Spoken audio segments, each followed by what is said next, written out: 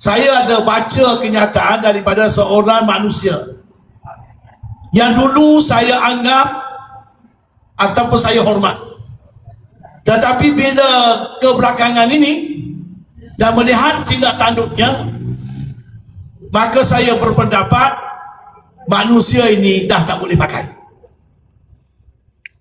Dia ni membuat kenyataan mengatakan Bersatu masuk bertanding untuk pecah undi. Betul atau tidak? Betul. Tahu siapa yang cakap ni? Dia kata Bersatu masuk bertanding untuk pecah undi. Kemudian dia juga buat kenyataan Bersatu akan dipecat sebagai anggota Perikatan Nasional. Dan kemarin dia buat kenyataan menuduh Pakatan Harapan bayar duit RM4,500 kepada pengundi-pengundi awal, iaitu anggota polis dan tentera. Dia ni suka sangat buat tomahan-tomahan, kenyataan-kenyataan, dan baru-baru ini dia kena denda di mahkamah RM5,000 kerana membabitkan isu kenyataannya mengenai dengan istana negara dan tidak melayakkan beliau bertanding. Orang ini saya rasa rupa-rupanya otaknya otak kayu. Saya otak kayu. Dan saya tengok, kalau tengok muka ni, nak kata musang tak musang. Jangan takut, saya serius ni. Nak kata musang tak musang, bercakap besar macam tikus. Dia banding dengan gajah. Tikus kata, apalah gajah ni, aku lebih hebat, kata tikus. Satu hari dia panjat ekor gajah naik atas belakang gajah. Kebetulan gajah duduk bawah pokok kelapa. Jatuh buah kelapa atas kepala gajah. Gajah kata, aduh.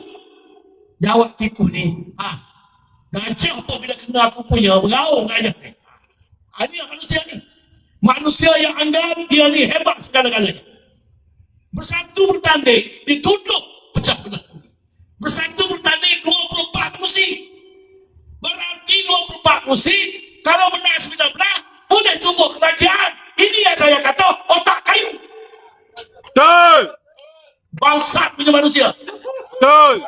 Kalau nak berkempen lah cara sihat. Jangan cuba anda menghina dan menidakkan minda rakyat. Ini menghina minda rakyat, seolah-olah rakyat tak boleh berfikir. Siapa yang sebenarnya bertanding pecah undi? Ialah Perikatan Nasional. Betul. Dia bertanding 11 kerusi. Daripada 4 kerusi parti PAS, 4 kerusi parti Wak Masam, 4 kerusi. Satu lagi Gerakan, satu lagi MIC. 11 kerusi. Bolehkah 11 kerusi tumbuh kerajaan? Tak boleh. Jadi siapa yang menghina rakyat? Biar Perikatan Nasional. Ini kita faham dulu. Ini daripada orang Perikatan Nasional. Dia ni daripada Wak Masam. Dulu PKR. Kemudian Bersatu. Sebelum itu UMNO. Lepas tu buat kacau bilau di Bangsa ini, kena pecah. Bersama dengan Wak Masam. Dan ini dia anggap dialah hero-nya, dialah pejuang rakyatnya, dialah hebatnya, dialah betulnya. Saya lama dah tak pedal orang ni. Bagi Toim, bagi.